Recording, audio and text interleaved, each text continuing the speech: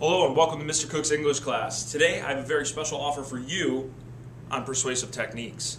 If you ever wonder how an actual author or somebody who creates an ad gets their audience to think a certain way, it's all because of persuasive techniques. Persuasive writing is actually everywhere.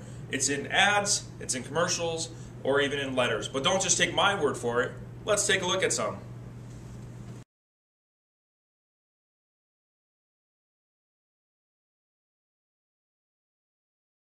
Persuasive writing is a form of nonfiction writing. This is when the author tries to convince the reader or the audience to think and feel in a certain way.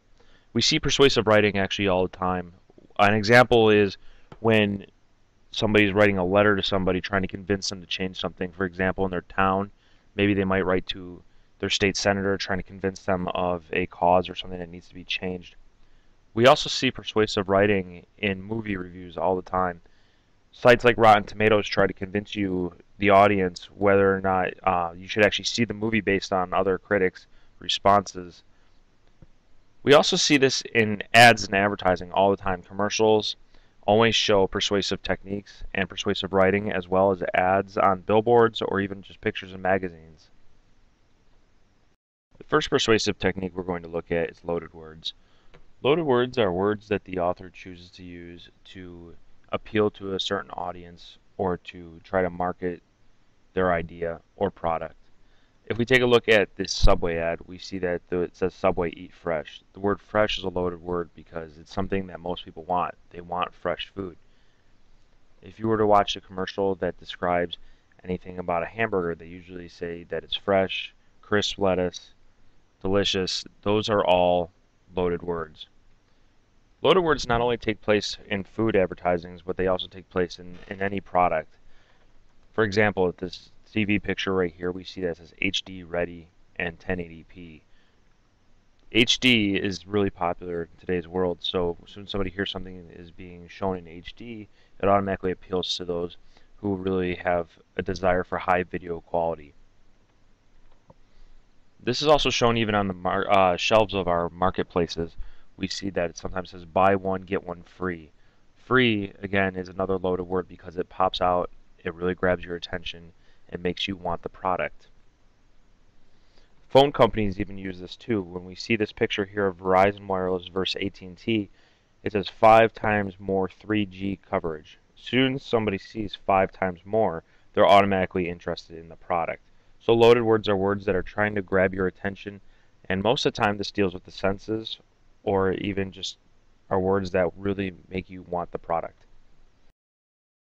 Another persuasive technique we're going to look at is repetition. This one is used commonly. This is where the author or the ad tries to repeat the same idea or even repeat the same words in order for you to remember a certain product. This is also involving in sounds. For example, when we hear the McDonald's jingle, we automatically know that that's going to mean McDonald's. Another example is in our Little Caesars commercial, there is the repetition of the bite, bite, sip, sip, and when somebody hears that, they are going to start to think of Little Caesars product. This is actually used all the time. The next persuasive technique we're going to look at is the use of a celebrity or anybody who is famous. This one is also used commonly. In the picture that we see in front of us, we see that Michael Jordan is holding a Coca-Cola bottle. And what the ad is saying is to be like Michael Jordan, to drink Coca-Cola because that's what he does. Or even in this next picture, we see Hugh Jackman as the Wolverine. So in order to be like the Wolverine or to be Hugh Jackman, you need to purchase that product, which in this case is milk. This is used all the time where a famous person is trying to push out a product. Marketers use this often because they know that we like our celebrities as an audience, and when we see our celebrities, we're going to pay extra attention to that ad. Next, we have the persuasive technique of using a testimonial. This sometimes can include a celebrity or a famous person. For example, in this picture, we see that Justin Bieber is speaking on behalf of Proactive, mentioning how he specifically uses that product.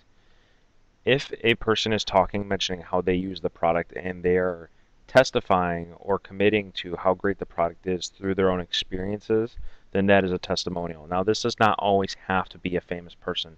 However, in this case, Justin Bieber is actively saying that he uses this product and he fully supports Proactive. This can also just be from a general customer speaking on behalf of how great the product is because of their own use. Next, we have the persuasive technique, if, then. The idea behind this technique is by telling the audience or the customer that if you use this product, then this will happen.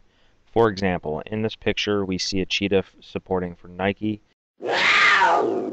If you use this product, you will be fast like the cheetah. Or we have the example of Axe. If you use Axe products, then you will be able to become popular with girls. This is used often all the time in any type of ad.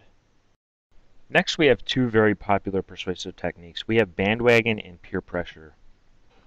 At first glance, these two techniques seem very similar. However, there is a key difference in them. The idea of peer pressure is when your peers are trying to pressure you to do something. This is also shown in ads where people you know, your family, your friends, your neighbors are using a specific item. So the company tries to market them and yourself by the idea that your friends and people you know are using this. For example, in the commercial that we see in front of us, we have the neighbors trying to tell the audience that all the neighborhood bundles their phone service, and the idea is to sell a specific phone product. This is used through peer pressure. However, the other side is BandWagon. BandWagon is very similar to peer pressure in that the people who try to sell their product are using the idea of pressuring somebody. However, the idea is not that your friends and family are, but that everybody is using it, the general public. So in this McDonald's ad, we see over 99 billion served, meaning people everywhere are using this product or buying from here.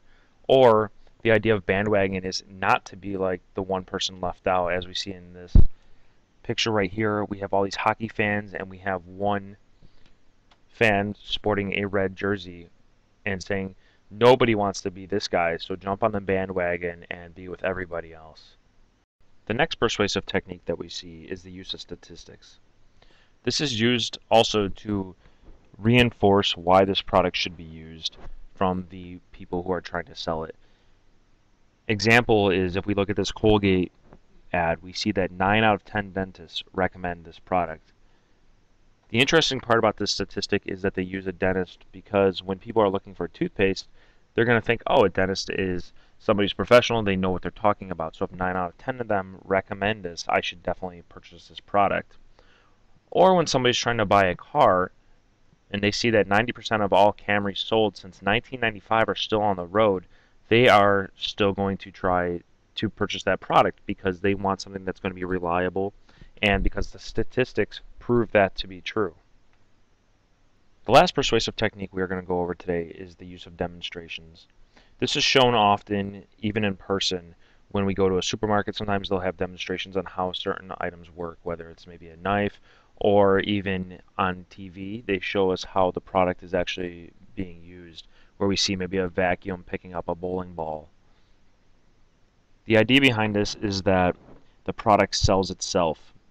The person selling the product allows the person to see for themselves how the product works and that it's actually worth buying. And there you have it, folks. As you can see, persuasive techniques is the key to making your reader or your audience think the way that you want them to think. So call now the number below to receive your free persuasive techniques.